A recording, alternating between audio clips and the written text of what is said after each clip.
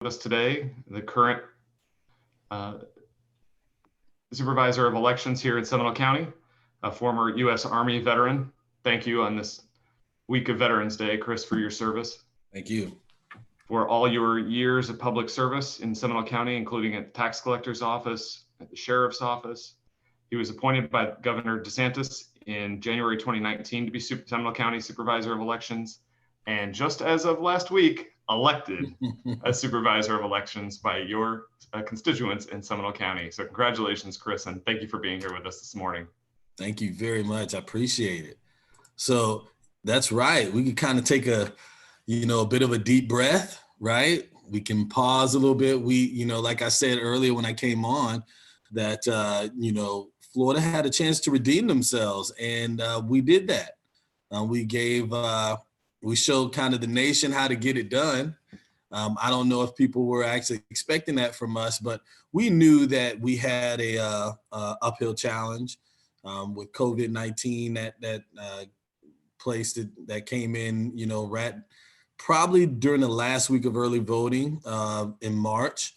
So, here we are. It took 20 years, and I'm very happy to be a part of the class of supervisor of elections that had that redemption moment. As we look at things across the country, I know a lot of people got questions about Sharpies, watermarks. Do we use Dominion equipment? I'm going to answer all those questions. I love being a myth buster. It's probably one of the funnest parts of the job. But I'm going to share my screen because I'm going to talk about a couple of things. Like, everyone wants to know the stats so far, right? So can everybody see my screen? Yep, you're good to go. Good, perfect. And I also do see a lot of familiar faces. One of my very dear friends, Susie, good morning. How you doing? I'm very happy to see everyone. Everyone's smiling. Is everybody happy that it's past November 3rd? Absolutely. Do we want to roll it back? And I'm good. No. I'm good. I did get a little sleep, which was a good thing. Like, that felt really it was a very long year. But we got through it. Like Chris said, thank you for the introduction. I was appointed in 2019, January 2019, and it was a baptism by fire. I came into office, and the talk in elections was cybersecurity, right? What are we doing to protect your vote? So we did a couple of things. We put in a private tunnel network that is kept by us, and it's only controlled by us. And that's how we transmit our results on election day. But then the narrative changed. Then we started talking about what COVID-19 preparations. And I'll get into a little bit of that here in a minute. And then lastly, right at the end, it became vote by mail, right? The whole thing surrounding vote by mail and how secure it is. Fun fact, attempted vote by mail fraud is 0.002%. That is the national average. It's very, very difficult to create vote by mail fraud. A lot of the stuff that you're going to see out of states like Pennsylvania are things where administrators are making bad decisions. We saw where the Secretary of State in Pennsylvania went outside her statutory mandate. She changed deadlines. You can't do stuff like that. The only body that can actually affect the change in election law is the Florida legislature. And I'm pretty sure that's the way it works in most states, because they're the ones writing the laws. So anytime you have someone that decides, like, I can't just say, you know what, I'm going to accept ballots after 7 p.m. I can't do that as a supervisor of elections. I don't have that statutory authority because it is set in Florida state statute. So what we're going to see moving forward is maybe things like that, where folks in those positions made some decisions that were outside of the scope of their authority. So let's look at some of the numbers, right? Let's see. Okay. So here's our 2016 stats. We had a 78.5% turnout in 2016. That was a record for us. We had about 292,000 registered voters, and 229,231 voters came out to vote that year, during the general election. So our election day turnout was very high. It was at 56,000 and early voting. But as you can see, I highlighted in red the vote by mail. 63,292 folks voted by mail in 2016. Here's 2020. So we missed it by a point, right? So we were pretty much right on par with our high turnout. 103,972 people voted by mail. That is unbelievable. We got up to about 132,000 vote by mail requests. That is unbelievable. We had about 76,309 requests altogether in 2016. So that was a lot of mail going out and a lot of mail coming back in. Now, a lot of what you see across the country in some states is that they couldn't start counting vote by mail ballots until the day of the election. And in the state of Florida, we don't do that.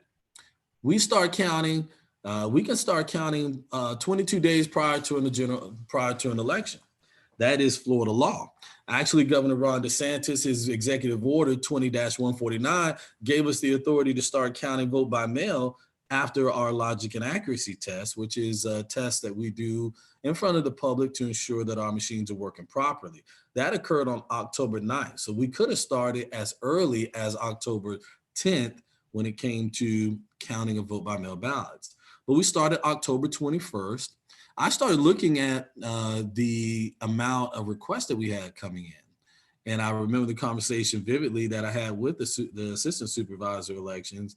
And we quickly made a decision that, you know what, we need to add in extra days because we got a lot of requests coming in. And this is something that folks have asked me about, well, you know, why couldn't other states make these decisions as well? I can't tell you why they didn't make those decisions. I can tell you that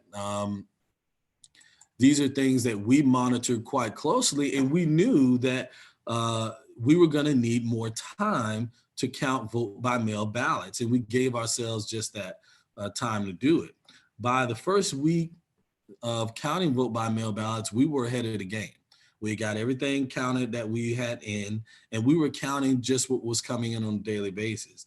Now, during early voting, the first 2 days of early voting, we got back almost 20,000 vote by mail ballots in less than 24 hours. That was crazy. Like, we had 10,000 ballots per day coming in, and that was in the drop boxes, which was an indication that people were bypassing mailboxes because they had a distrust for the post office. Post office had got a bad rap in the primary. So people were really using those drop boxes at early voting locations and just coming in droves. It was so much that we ended up having to empty boxes during the day just to keep up with the influx of the use of the drop boxes for vote by mail. Early voting. We outdid ourselves with early voting. We had 115,904 people vote early. That means we had a very busy early voting period, 14 days, 12 hours a day. It was a very, very long day. Fun fact, vote by mail is probably the hardest piece of the election cycle because you're managing 8 sites per day, 14 hours, 14 days, and 14 hours a day because we have to be in there an hour before and an hour after. So it were very, very long days, and restocking those early voting sites is a lot of work. So early voting is a monster all up to itself, but we got it done. And, you know, I'd be remiss if I didn't say, 700 election workers come out and they work on our behalf here in Seminole County. We are extremely fortunate to have such an experienced team of election workers. We have election workers that have been working here since Ronald Reagan wasn't president, was in office. So we are very, very lucky because Seminole County is still considered a bedroom community. And we have election workers that are just so dedicated to their craft that, they come back year after year to serve with us. And, you know, that's one of the main reasons why elections run so smooth, is because you have experienced people in the field that that know what to do in those crunch situations, and they get it done. And also you have a great staff of individuals in the rear that are supporting these folks as they go out and support and defend democracy. So as you can see, the turnout numbers, Democrats turned out in higher numbers for vote by mail. They outvoted Republicans and NPAs and minor party affiliated voters. But early voting was another shift. You saw where Republicans were dominating early voting. Now, this is a pattern that was actually the opposite prior to. Normally, Republicans vote in higher numbers with vote by mail, and Democrats have a better turnout during early voting. But as you can see, that's not the case here for those two methods of voting. So those are some things that I look forward to diving deep into numbers. We'll have our precinct level results probably by beginning of next month. I know people have been asking for them. We'll get them out to everybody so they can see the precinct performance for early voting and vote by mail. Election day is available online right now. So we had a new early voting location. Did anybody vote down in Altamont this time around? Or how did everybody vote? Let me get a kind of like a tally. Where's Aaron at? How did you vote, Aaron? I went to the Castleberry Library and I voted the very first day. Okay, so that means that it was a pretty long line out there in Castleberry on the very first day. And it was raining and everybody was very committed to getting their vote in. So, and I usually vote the last day, so that this was new for me. You know what I found? So I was at Castleberry when it opened, and I was walking the line and I was trying to get people, because the Altamont site here is a mile away from Castleberry. And I was trying to get people to go to Altamont. It's 50 voter booths in there, 8 check-in tables. It's a pretty awesome space, if I do say so myself. And people would not leave that line. They were like, nope, we're going to stay right here. And what I found is that voters knew the name of the site coordinator. Well, no, we're going to go vote with Kathleen. They knew who their election workers were. And I remember sending out a message to all the election workers the next day saying, you know, election workers or voters they marry trust and voting together. And election workers preside over that relationship. And they believe that, you know, they want to vote with those familiar faces that they're used to seeing. And it doesn't matter how long they have to wait. I did not receive one complaint for long lines, not one. We surely thought that we were going to, but we never got one complaint about lines. And, you know, as I sit here and we have a bunch of comment cards that we go through, you know, let's see, just having, you know, they come from all the early voting sites. Workers were well informed and pleasant. And this is from Nancy. She put her name on there. You know, safe, easy, friendly, helpful workers. Awesome. You know, I go through all these comment cards because the feedback is important. You want to know how well you're doing and what you can improve on. So, you know, we opened up this early voting site in Altamont Springs because our data told us we needed an early voting site in that area. Castleberry, as Aaron just told us, is the busiest location in the county. It gets twice as many voters there than any other place in the county. And the only other early voting site as you travel west is the Wekiva Library. So we needed somewhere in between. And we found this location. I patrolled this area as a deputy sheriff. So I knew that there were vacant areas there that I just had to find an owner and kind of convince them to let us use one of these sites. Now, I actually wasn't looking for this large of a site. This site is 10,000 square feet of space. But, you know, I tracked the owners down in Houston, Texas, and I told them how important voting was to Seminole County and how badly we needed it. And they gave us this entire space free of charge. They didn't even charge us for it. So being fiscally responsible was right up our alley. And so it was a maximum benefit to the voters. Everyone that went there, they absolutely loved it. It had, we started out the process with 40 voting booths. I walked in on day one and looked around and I said, you know what, Susie, we can put 10 more voting booths in here. And they looked at me and I was like, yeah. So I called the office up and I said, bring 10 more booths down here. And we went from 40 to 50 voting booths. And, there was never a line there. People, we were getting people to start transitioning over to this new early voting site. And that was thanks in part to Nextdoor. Like it blew up on Nextdoor. People were just like going crazy about, the efficiency of it. And so this is a spot that we will have in the years to come. So, get used to seeing that early voting site down there. And Aaron, you won't have to wait in line in Castleberry anymore. If you go down here to Altamont, it's just a mile down the road. You can go. It actually wasn't very bad. I mean, we were like maybe a half hour, but it was not bad at all. Oh, okay. It was an experience. Yeah. All I have right. no complaints. Okay. I appreciate that plug. Thank you very much. Thank you. And Castleberry had 25 voting booths. So it would, that sounds about right. They could do half of the load there.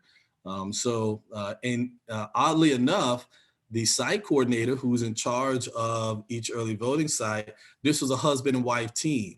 So Kathleen, she's the site coordinator at Castleberry. Her husband is the site coordinator in Altamont Springs. So they had a little healthy competition going on. And I'm sure Pillow Talk was very interesting between the two of them each night as they competed to see how many voters were coming in. So yes, this is very cool. We look forward to having this site for elections to come.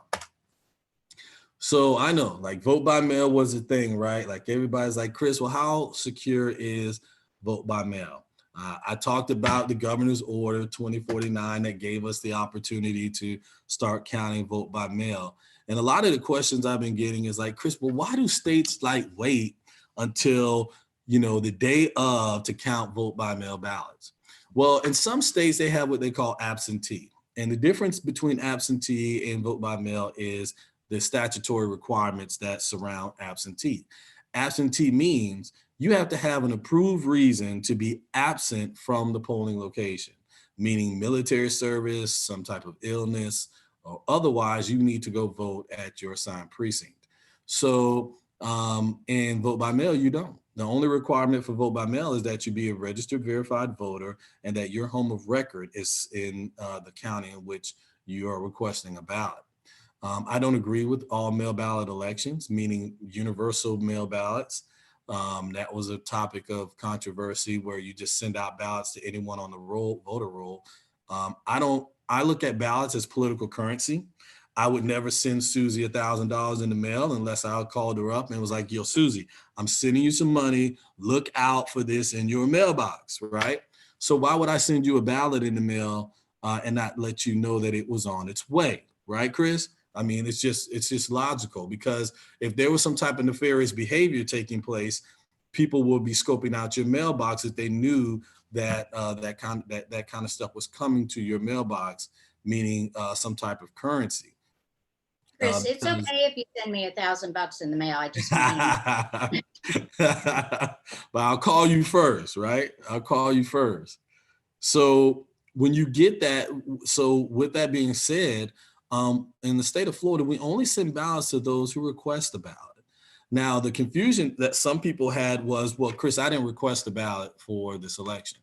Well, that's not how it works. When you do a mail ballot request and you don't actually, you don't identify that you want that ballot just for that election, we are required by law to set you up for the maximum amount of time you can receive ballots for the period of the vote by mail request, which is 2 general election cycles, which is 4 years. So that means that any election in that period, you will receive a ballot for. So some people got ballots and said, well, Chris, I didn't request a ballot for the general election. You didn't. You put a vote by mail request in June of this year, and you didn't identify on your form that you just wanted it for the primary. So then we were required to sign you up for the next 2 general election cycles, which will end in 2022. So every election between now and 2022, you will receive a ballot whether you ask for it or not. That's Florida law. So how's vote by mail counted? Vote by mail is counted in a very open and public and transparent manner. When you sign up for vote by mail, we had a new system in place, and it's called ballot tracks. Now, I know everybody knows you can track your ballot online, but that means you have to log in. Well, now you can do something a little bit easier. If you sign up for ballot tracks, there's no need for you to log in. You can be out with your friends, enjoying a drink, you know, hanging out with your kids, and you can get a text message from me saying, hey, Chris, your vote by mail ballot has been counted. You're good to go. No worries. You're like, all right, cool, man. Like, this is actually kind of dope. I think I can continue to use this. So I thought this was a neat system that we could implement, and people loved it. They loved the fact that it took kind of the work out of their hands and just required us to notify them. So this is something that was very new as of the general election this year, and we'll continue to use it. So if you do like to vote by mail, please sign up for ballot tracks so you can take part in this service. So when your vote by mail ballot comes in, it's checked in, and then it's going to go through a mail ballot verifier to confirm that the signature that's on your vote by mail ballot is a signature that matches what is on file. 2 things will happen. Either it'll be verified or unverified. If it's unverified, then that means that it requires a closer look. And the lovely ladies out front will take a look at it and make some decisions. If they're having difficulties, they will run it up the chain, and ultimately it will go in front of the canvassing board. Canvassing board will then make a decision if there's an issue with your ballot, with your signature, or if there's no signature, you will receive a cure affidavit. A cure affidavit essentially requires Erin to identify herself if she votes by mail and there's an issue with her ballot. So I'll send Erin a letter and I'll say, hey, Erin, listen, there seems to be a little bit of a signature issue, okay? Hey, but don't worry. All you have to do is just take a copy of your license, make a copy of it, fill out the form, send this on back to me, and then we'll square you away. You'll be good to go. And that's how your mail ballot will be accepted. The canvassing board will take a look at it to make sure that you filled it out, that it's complete, and then your ballot will be accepted. You have 2 days after the election to turn in your cure affidavit. Vote by mail ballots do have to be in the supervisor of elections office by 7 p.m. on election night. No postmarks are accepted in the state of Florida. It has to be in this building by 7 p.m. And once it's in, your ballots will be separated in a apolitical manner. We have election workers that come in that are situated by party affiliation. So if your partner will be of a different party affiliation, you'll separate those ballots and they will go through the tabulation machine. And this is all done in front of the public. Is vote by mail, is there a problem with vote by mail? As I told you earlier, 0.0025%. The Brennan Center for Justice and the Heritage Center both did a study on attempted vote by mail fraud. Very, very difficult. We had a case here in Florida where a gentleman decided to turn in his dead wife's vote by mail ballot, and he was arrested. He went to jail because he thought that he could test the system. He thought it would work, and it doesn't. We clear our voter rolls. The number one job of the supervisor of elections is to maintain the voter roll in Seminole and every county.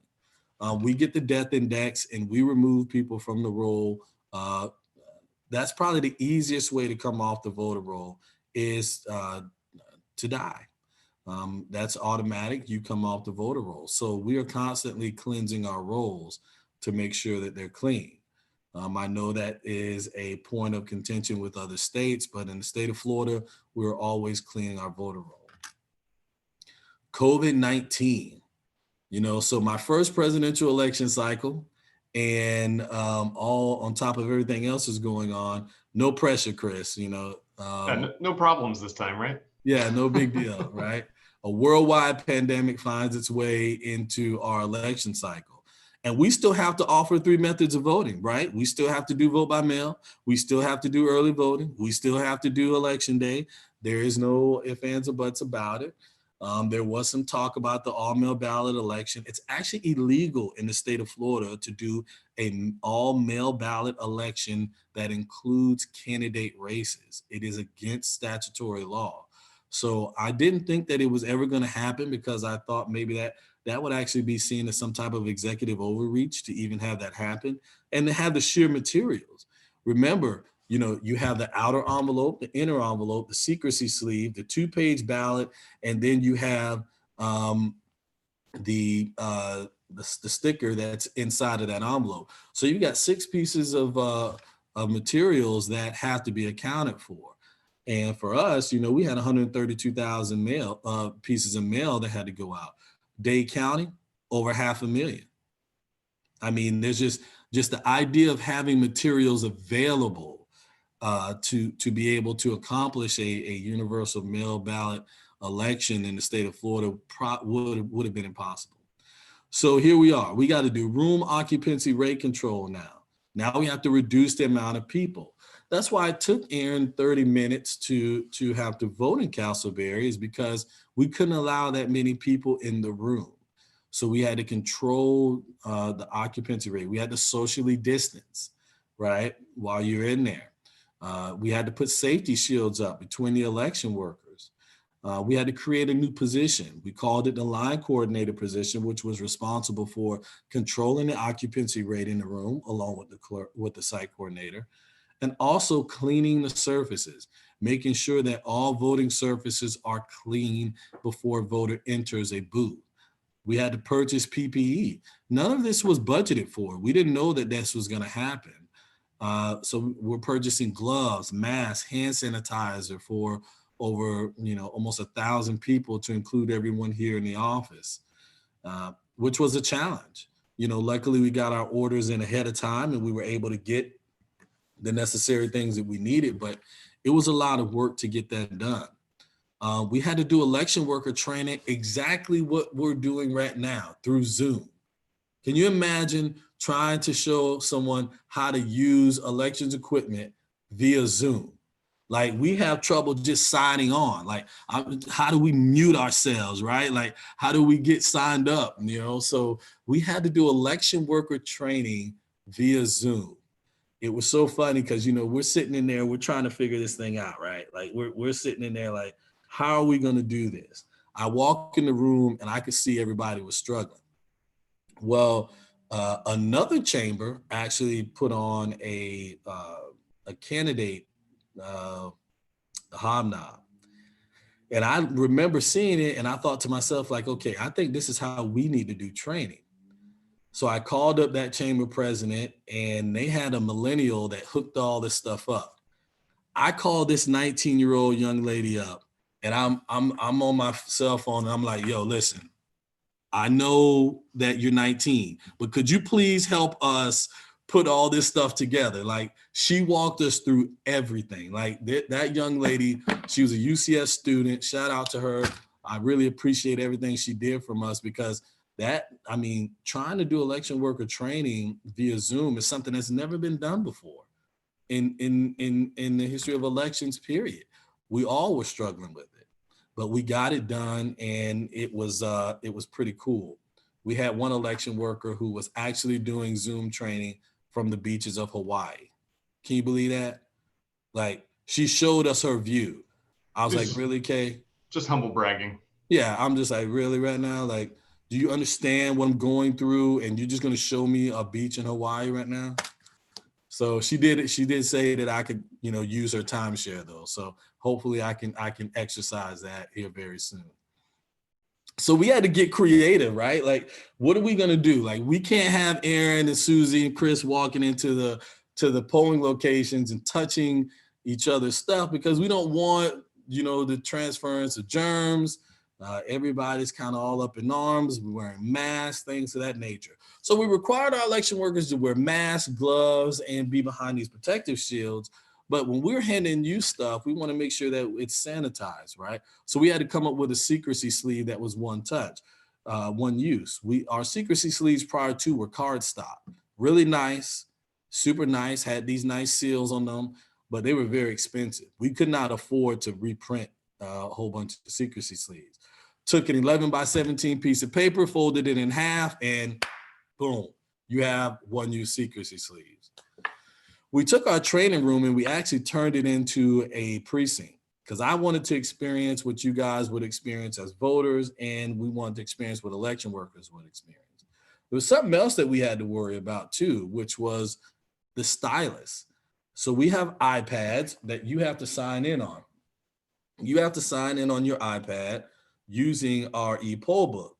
Now, Aaron, you probably remember this, right? You had to sign in and you're like, okay, well, if you're going to do that, let's see, elections office, I think it was training. And we couldn't have you touching the same stylus as everyone else because that's how it usually was done. So we had to get creative.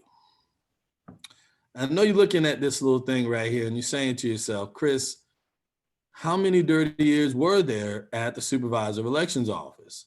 This is not a Q-tip, ladies and gentlemen. This is not, don't kid yourself, okay? This is a very efficient piece of equipment and it's called the Seminole safety stylus. I came up with that name on my own. But I did not come up with the creation. Our chief operations officer, she came into the office and she said, I got an idea.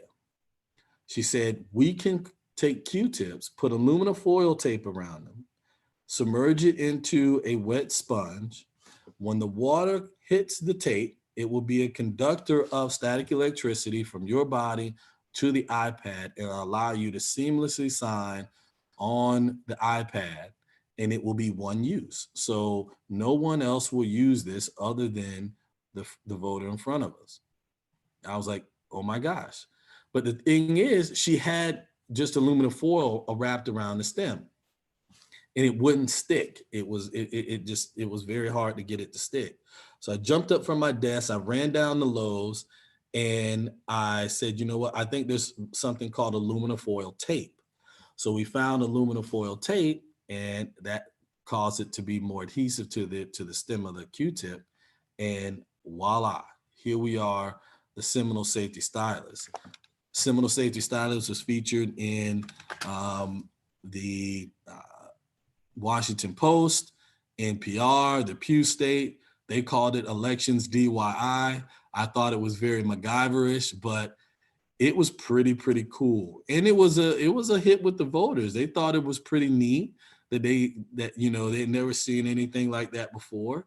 My colleagues in Osceola County decided to use Q-tips. Brevard County decided to use Q-tips.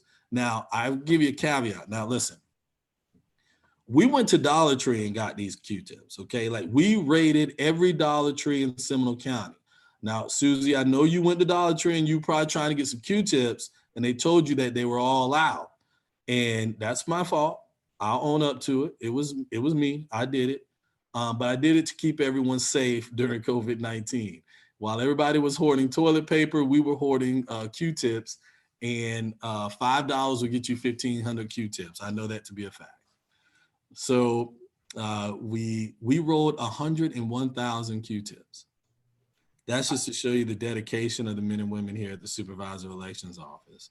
To sit here and put that together, it was a bit labor intensive, but we wanted to keep you guys safe, and we knew that would be a great way to do it.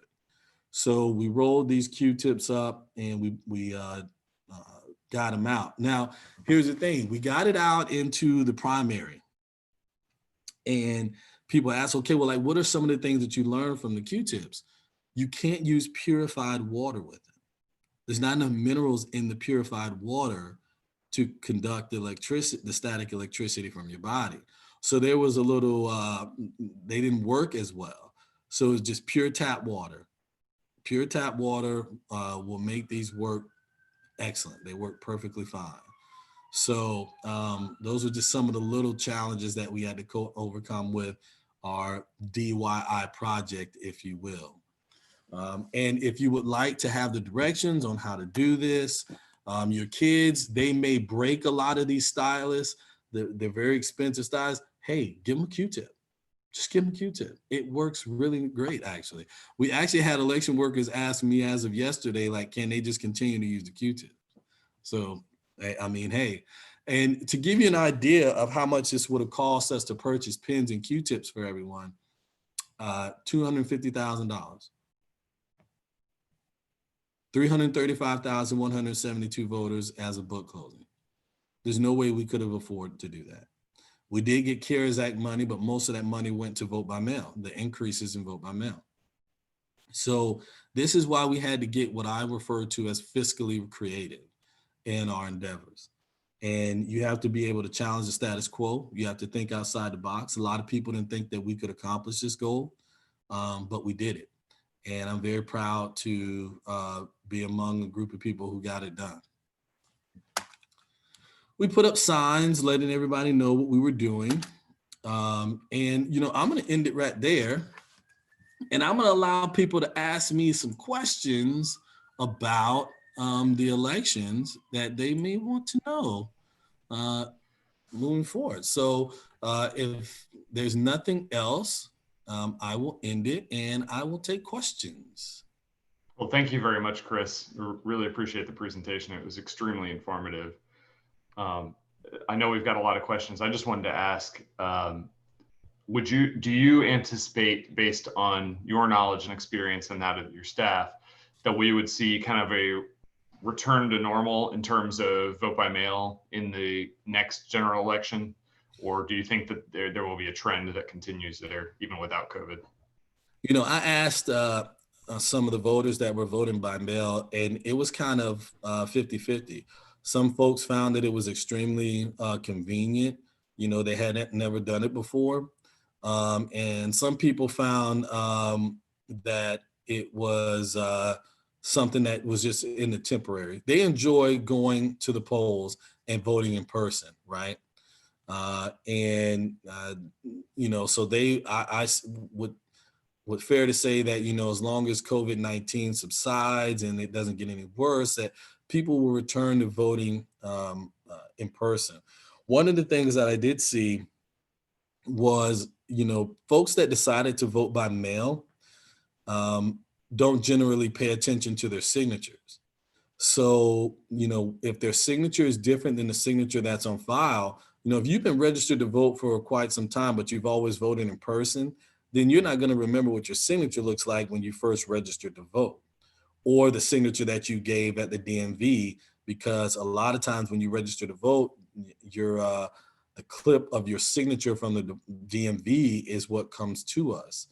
So then we saw a lot of signature mismatches, which prompted the cure affidavit, and most of those folks got it fixed.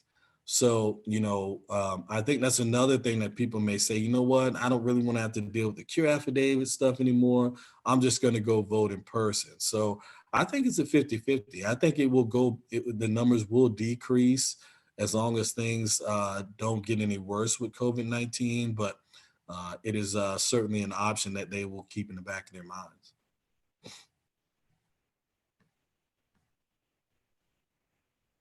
I see a question here. Why did they yell out the type of ballot, Republican or Democrat, when we got our ballot to head to the booth?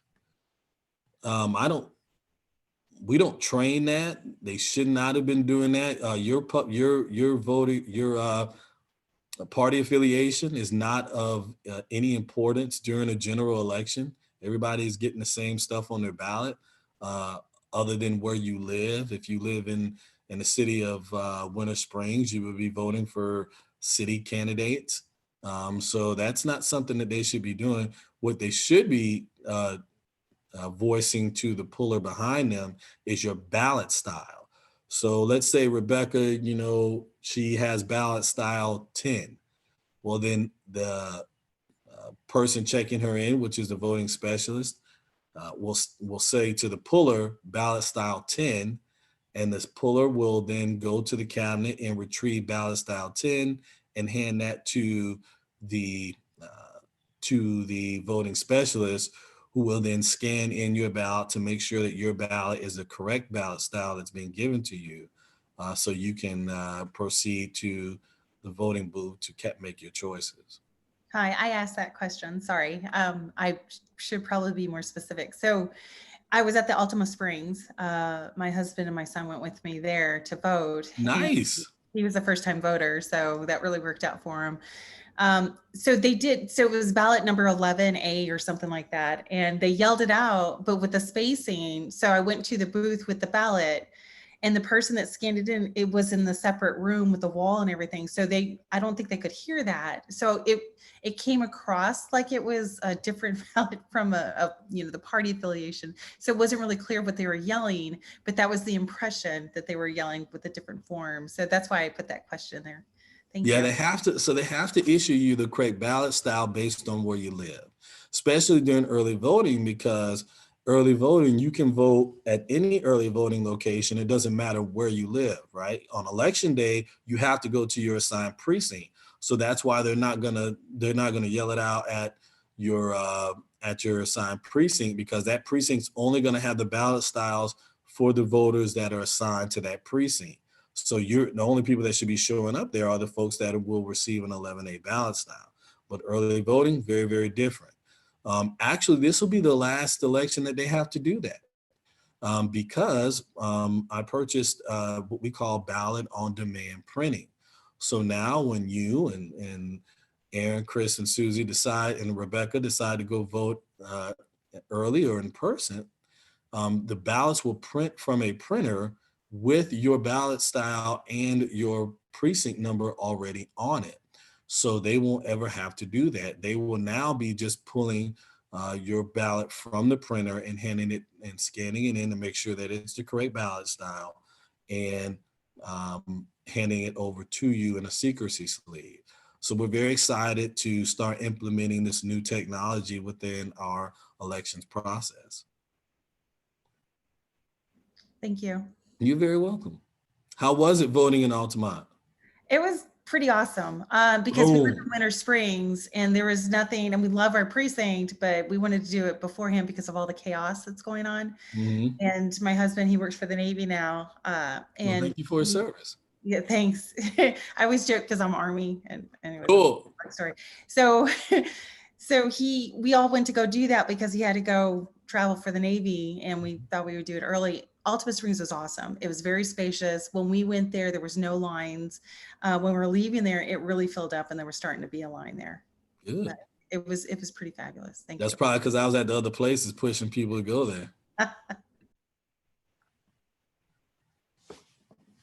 So do I need to just start talking about the Sharpies? Let's talk about the Sharpies, right? Like, does that really affect the ballot? The answer to the question is no, it does not. So when we put the ballots together, you have a column for races on the front side of the page, right? So we offset the second column of races. So if you use a Sharpie, it even though it will bleed through, it's not going to affect the back side of the paper where the other races are, because the columns are offset. A Sharpie will be read by our machines. And the second question is, well, Chris, what kind of machines do you use? We do not use Dominion. We do not use Dominion machines. Dominion is a certified vendor. So the way it works in the state of Florida, we cannot just pick any vendor for voting equipment. We have to use what is certified through the state of Florida. If you want to be a voting equipment vendor and sell your equipment in the state of Florida, you have to go through a very rigorous certification process through the Department of State first. And Dominion and ES&S are the two vendors of voting equipment that we have to choose from in the state of Florida.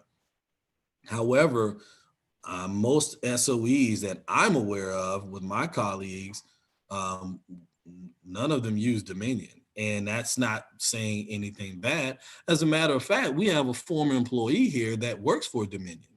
I've never heard anything bad about their products, but most of our equipment is ES&S. So I just answered a a news organization called and asked, and I was like, nope, we don't use Dominion, we use ES&S. So watermarks, there are no watermarks on ballots. There are no watermarks on ballots. And you'd be surprised. So when it comes to a ballot, the ballot is only reading. So I'm going to make this a little larger, right? So I don't know if you can see that. There's an oval, okay? The oval, when you're making your choice, right? You can write whatever you want outside of it. You can write, Aaron was here, right? You can write Susie is the sweetest, right? Rebecca is the coolest. Chris is the man. You can write all that on your ballot. You can write that on there, okay? You can write all that if you want. The machine is looking for what's inside of that oval, okay? So let's say you make a dot, a small little dot in that oval. The machine will pick that dot up. It will pick it up. And let's say you go down to the second choice and then you bubble that in. The machine will pick that up as an overvote. That's how sophisticated and sensitive the machine is to the ink inside of the oval. And the way we know that is because during vote by mail, when we're canvassing, people write all kinds of stuff on their ballot. I only vote for God, some other inappropriate things that I won't mention here on our Zoom, but we see a lot of different stuff that's written on the ballot. Some things on there, we don't know what it is. That's why we wear gloves. All kinds of stuff. I mean, one ballot came in, it looked like they were voting at a bonfire because it was burnt, like legitimately. You're like what? Like how? What were you doing when you were trying to fill in your choices? Like it is crazy. How these ballots come back. You can see where people were maybe having dinner while they were doing the ballot because you got a little chicken grease or something like that on the ballots. Like it was crazy. I mean, you see all kinds of stuff. And as long as the timing marks aren't damaged, it should go through the machine. But in the event that it doesn't go through the machine during early voting or during vote by mail, the canvassing board is tasked with what they call void and duplicate process, which means they will just void the bad ballot and copy it over to a ballot, a piece of paper that will be accepted through the machine and filled in properly. So the machines will, you could set your coffee cup down on there and, we see that all the time where there's like a coffee stain on the ballot. That doesn't affect it as long as it's not within the timing mark. So no worries about that. Anything else? Any other questions? Ask away. I think many other states will be looking to model their early voting by states like Florida. I'm curious to see whether others kind of adapt some of the early voting laws after they've seen such problems and delays due to early voting in future elections. Yeah, I think folks are really going to start to take a look at vote by mail. And let me say this, when it comes to absentee and people say, well, Chris, why would they wait till election day? Well, if you have to have an approved reason to be away from the polls, then that's going to drastically reduce the amount of people that can participate in absentee voting, right? Whereas vote by mail, a lot of people would take advantage of it because there's not many requirements to use it. So, we can process 22,700 pieces of paper in 6 hours here in Seminole County, right? So if we know that we're going to get like 30 or 40,000 ballots, we can probably get through that, but when it comes to, waiting when, you have hundreds of thousands of ballots to count, it's going to take you a while. Look, it took us, almost 14 days, right, to get through it. Could you imagine if I would have waited till November 3rd? I would have had to decline this Zoom meeting because I'd still be counting vote by mail ballots. So thank goodness in the state of Florida, we don't do that. So I'm very appreciative of the time. You can always reach me at anderson@voteseminole.org. You can contact me here at 407-708-7761. Reach out to me on Facebook, Instagram, Twitter. Most of you already have my cell phone number. You know how to get in touch with me when you need me. So please don't be shy. You can come by and take a tour if you have any other questions about how your elections administration is handled in Seminole County. One of the things that we look forward to offering in the off year is the Elections Academy. And Rebecca, we'll send you some more information about that if you'd like to participate in it. I'm actually looking to spice things up a little bit. When I get you guys in here, I'm gonna put you to work. I'm gonna task you with running an election. That's right. You're gonna come in and I'm gonna say, guess what? You guys have an election to put on in 90 days. Get to it. So I think people will really get a kick out of seeing what it takes to put an election on and understand that it's an apolitical process. And I'll leave you with this. I said it the first day I was appointed, and I'll continue to say it. Elections are political, but my work as your supervisor of elections is principled. I will never allow this office to be weaponized for political gain, and I will always be available to each and every one of you when you need me. All right? Thank you very, very much. I appreciate it. Thank you very much, Chris, for your time this morning. You're very much welcome. appreciated. Absolutely. Thank All you right. so much. Have a great weekend. Thanks, Chris. I will try, definitely. And I will get, if you want a copy of this,